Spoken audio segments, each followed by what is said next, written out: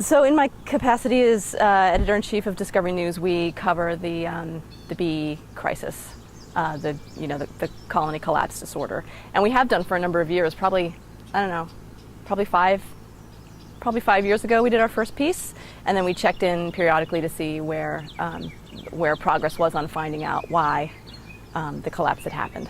And then when we moved out here, we got more property, and then we started to sort of like do farmy things like chickens, and I'm not sure exactly what it was that made me say let's get bees this year, but I just started talking to Mark about it, saying I'd really like to have bees. And then he just sort of took it from there. There is sort of a groundswell, a grassroots movement about bees, and luckily, and I don't know even how this piece of information happened, but there's a course that's provided by the state. I think it's a combination of the state and the University of Maryland for home beekeepers. It came through a beekeeper that I met at work. Oh, there you go. Yeah.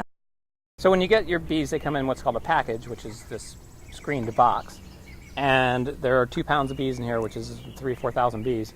And inside of it is a can, which is missing from this one, but it's just a regular can, like soup can, and it has sugar water in it with a couple holes punched in it, so they can come up and feed off of it. And the queen comes in this little contraption, and there's candy in the end of it, and a couple worker bees in there with her, and she's in here with all the several pounds or thousands of bees, and they're getting to know her on the trip up from Georgia. They come from Georgia, and then when you get to put her in the hive, you take this out and put it in the hive in one of the frames, and then you take the whole box of buzzing bees and put them inside your hive. And after a couple of days, the worker bees inside of there and all the bees on the outside will eat the candy and let her free. And they depart to go with the queen because you've moved her over to the hive. Experts still don't really know what exactly causes colony collapse disorder. The prevailing theory, I think, is that it's a combination of factors that has to do with essentially weakened bee immunity.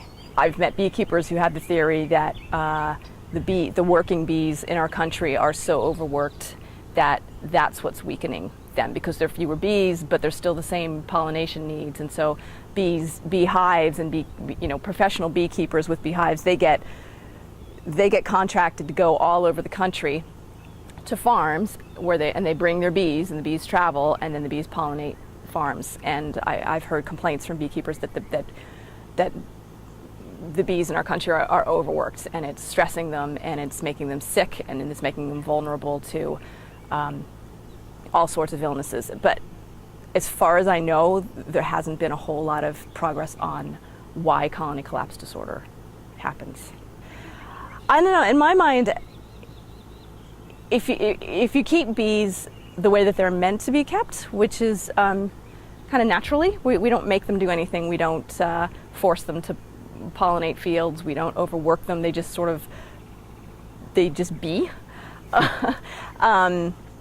then that should help keep them healthy. And I think that the more colonies of bees that we have that are naturally pollinating our crops, and there's crops all around here. I mean, I have vegetable crops in my backyard, but there's corn crops, there's soy crops, there's wheat crops, there's all sorts of growing going on around here. And if we can support the local farming community by having healthy bees, then I think the more people that have healthy bees will just build up the base of bee health.